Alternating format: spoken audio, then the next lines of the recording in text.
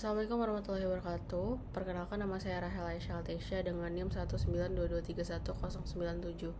Pada kesempatan kali ini saya akan mempresentasikan hasil praktikum survei konsumsi pangan menggunakan metode weighted food record baik bagi individu maupun kelompok. Sebelumnya, saya akan menjelaskan sedikit tentang metode yang digunakan, yaitu weighted food record atau WFR. Metode ini dilakukan dengan menimbang seluruh makanan dan minuman yang dikonsumsi termasuk sisa makanannya. Keunggulannya, data yang diperoleh bersifat kuantitatif dan objektif karena tidak bergantung pada ingatan responden. Metode ini juga sering disebut sebagai gold standard dalam penilaian konsumsi pangan, namun WFR memiliki keterbatasan, yaitu membutuhkan waktu dan kedisiplinan tinggi dari responden serta dapat menimbulkan perubahan perilaku makanan karena responden sadar sedang diamati. Selanjutnya, untuk tujuan praktikum, yang pertama, mengidentifikasi pola makan konsumsi pada mahasiswa menggunakan metode WFR. Kedua, menilai akurasi metode ini dalam menggambarkan asupan energi dan zat gizi makro dan mikro. Dan yang ketiga, mengevaluasi kelebihan dan keterbatasan menggunakan WFR dalam penilaian konsumsi makanan bagi mahasiswa. Baik, masuk ke data responden individu. Ini merupakan hasil pencatatan konsumsi pangan individu dengan inisial AAE. AAE mencatat seluruh makanan yang dikonsumsi selama 3 hari, yaitu Kamis 16 Oktober, Sabtu 18 Oktober, dan Senin 20 Oktober.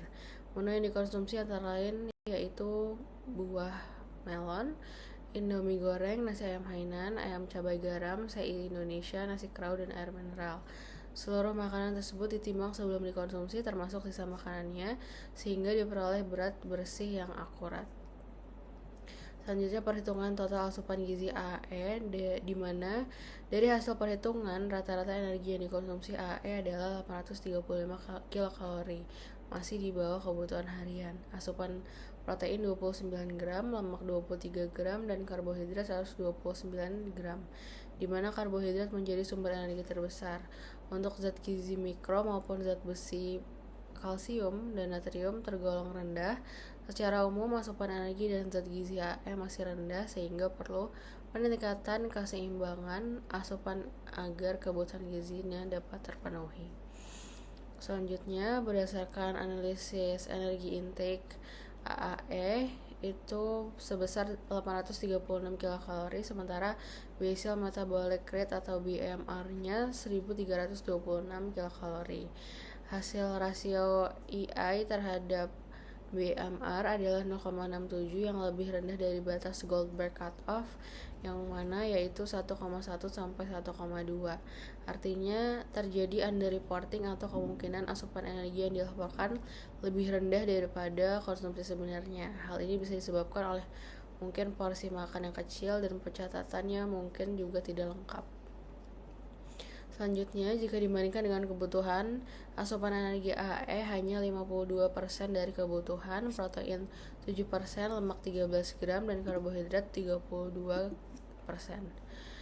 Kemudian keempat, zat gizi makro ini semuanya masih di bawah AKG, sedangkan untuk zat gizi mikro yaitu zat besi hanya 25% dari AKG, kalsium 7%, natrium 45%, dan gula sekitar 11%.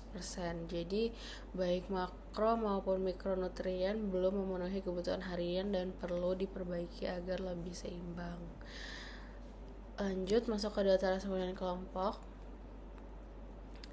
Rata-rata asupan energi antar anggota kelompok menunjukkan variasi yang cukup besar, yaitu antara 829 hingga 2178 kilokalori.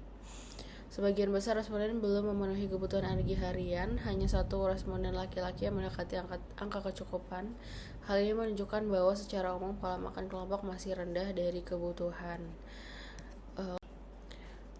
Untuk asupan protein, beberapa responden seperti Hikmah, Lamia Fajri, dan Enjo memiliki asupan melebihi 100% AKG, sedangkan Iza, Rara, dan Nisa masih di bawah kebutuhan.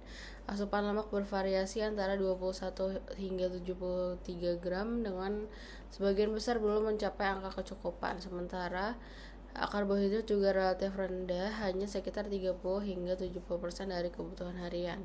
Untuk zat gizi mikro, zat gizi sebagian besar masih di bawah AKG, kalsium sangat rendah dan natrium bervariasi dari kurang hingga cukup. Secara keseluruhan, kelompok menunjukkan kecenderungan defisit energi, karbohidrat, lemak, serta beberapa mikronutrien penting, sementara protein relatif mencukupi. Baik, masuk ke kesimpulan. Dari hasil analisis baik individu maupun kelompok dapat disimpulkan bahwa asupan energi masih di bawah kebutuhan dan terdapat indikasi underreporting pada individu yaitu AAE. Asupan protein sebagian besar sudah mencukupi bahkan berlebih, namun lemak dan karbohidrat masih kurang. Untuk mikronutrien sebagian besar responden kekurangan kalsium, natrium, dan zat besi meskipun beberapa mengalami kelebihan natrium. Kondisi ini menunjukkan pola konsumsi yang belum seimbang dan dapat berpotensi menimbulkan gangguan metabolik dan menurunkan status gizi. Untuk sarannya sendiri, berdasarkan hasil tersebut ada 3 saran utama, yaitu perbaikan asupan energi dan makronutrien, yaitu dengan meningkatkan porsi makanan utama terutama sumber karbohidrat kompleks, serta menambah asupan protein hewani dan nabati. Selanjutnya, peningkatan kualitas gizi dan variasi pangan dengan memperbanyak konsumsi sayur dan buah agar kebutuhan mikronutrien seperti kalsium dan zat besi tercukupi.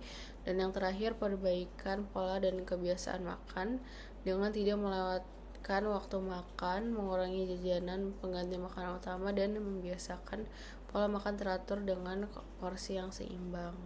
Sebagai penutup, hasil praktek kemarin menunjukkan pentingnya memahami asupan gizi secara kuantitatif agar mahasiswa bisa menilai dan memperbaiki pola makannya sendiri. Melalui metode weighted food record, kita dapat mengetahui kondisi konsumsi secara objektif dan menggunakan data tersebut sebagai dasar untuk memperbaiki pola makan yang lebih sehat dan seimbang.